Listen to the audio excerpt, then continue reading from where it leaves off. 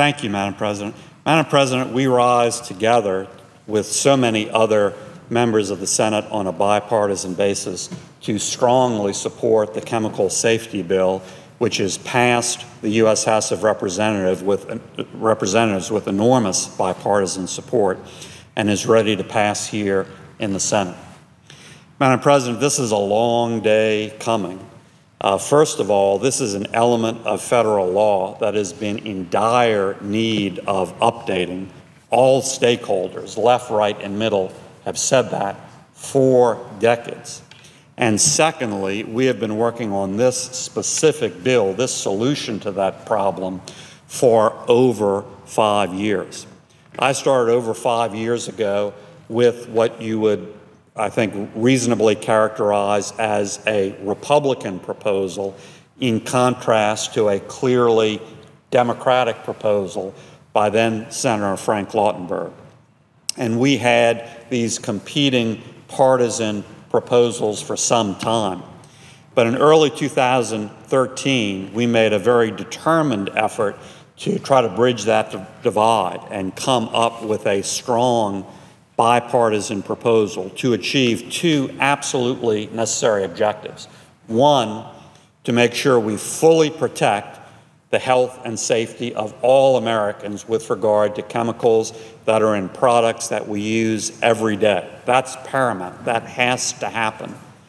And two, to make sure we do it in such a way that allows American companies to remain science and innovation leaders in this important sector of our economy.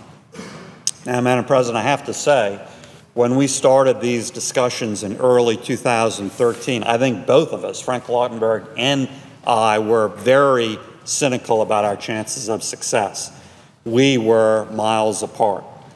But we were determined to get this done. We met and negotiated, discussed in good faith. Our staffs did as well. And that led to a real breakthrough, a bipartisan bill to update this area of environmental law with regard to chemical safety in 2013. And in 2013, we introduced the first bipartisan proposal with regard to that. Sadly, Frank Lautenberg passed just shortly after we completed that work and introduced that bill.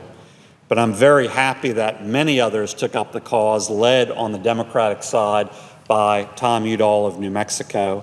Many others were involved. I see Senator Booker here, Frank Lautenberg's successor in that New Jersey Senate seat. He has been involved. Certainly the chair of our committee, Jim Inhofe, has been extremely involved in the weeds in a positive way and supportive.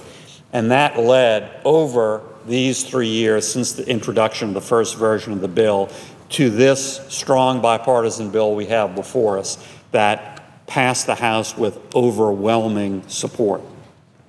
Not many things passed the U.S. House of Representatives with that sort of overwhelming support. I think a total of 12 no votes. Not many things come to the U.S. Senate with this sort of near unanimous or near unanimous support. And nothing in the last several decades in the category of major environmental legislation has done that.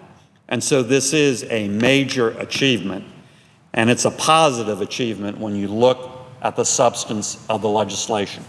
It ensures proper protection of health and safety for all Americans because these are chemicals in products that we use and touch every minute of every day that enhance our lives and quality of life.